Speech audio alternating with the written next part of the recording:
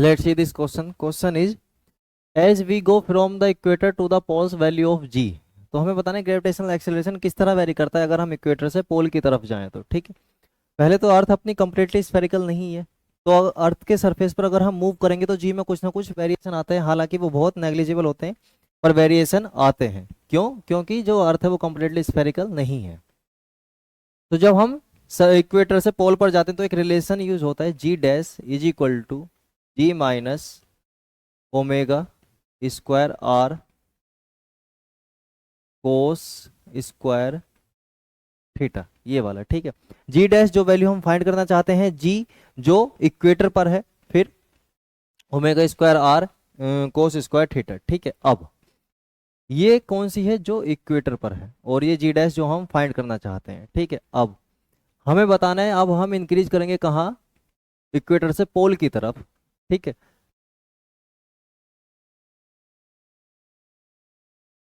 ये अर्थ है. ठीक है, और ये इक्वेटर है. ये क्या है? इक्वेटर.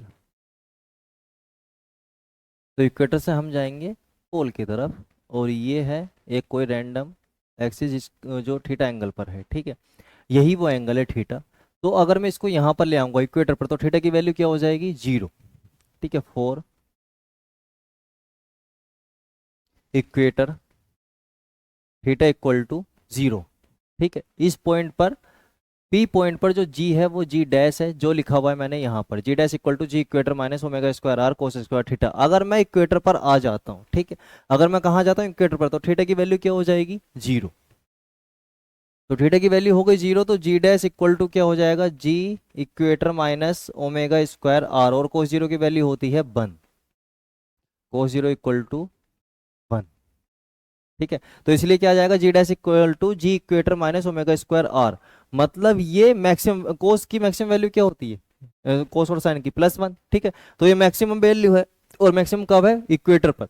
तो इक्वेटर पर जो क्वांटिटी माइनस हो रही है जी इक्वेटर में से, वो क्या है? सबसे ज्यादा है.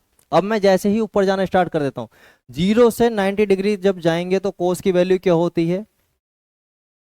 कोसाइन फंक्शन डिक्रीज करता है. ठीक है, 0 से 90, 0 पर क्या होती है? 1, और 90 पर होती है, मैं लिख देता हूँ, कोस 0 इक्वल टू होता है 1, और कोस 90 होता है 0.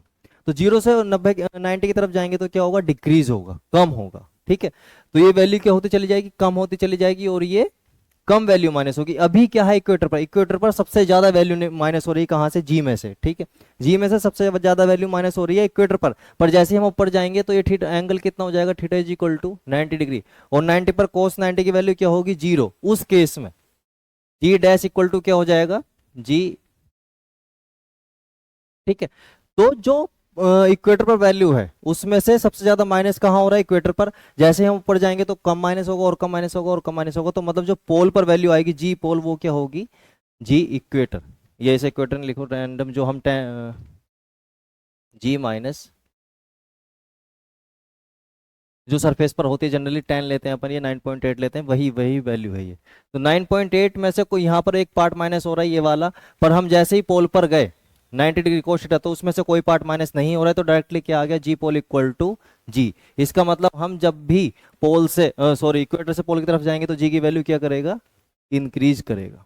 ठीक है, पोल पर मैक्सिमम होता है और इक्वेटर पर मिनिमम होता है, क्योंकि कोस की 0 की वैल्यू क्या होती है? 1, और कोस 0 कहां पर होता है? इक्वेटर पर, इसलिए सबसे ज्यादा पार्ट माइनस होगा जी में से.